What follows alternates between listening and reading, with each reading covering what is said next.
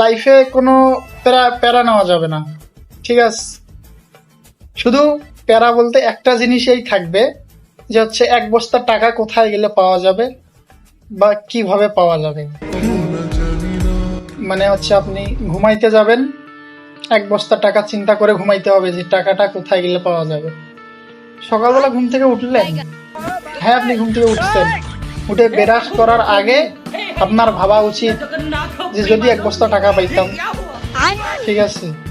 আবার এইটা ভাবার পর আপনি ব্রাশ করে যখন ফ্রেশ হবেন, ফ্রেশ হয়ে খাওয়ার আগে ভাববেন যদি এক বস্তা টাকা পাইতাম, যদি এক বস্তা টাকা পাইতাম, ঠিক আছে?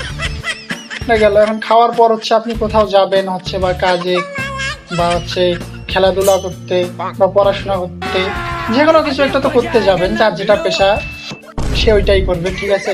তোদের সবার মাথায় একটা চিন্তা থাকা দরকার যে এক বস্তা টাকা। আল্লাহ তো বলছেন যে তুমি চাও আমি দিব, ঠিক আছে?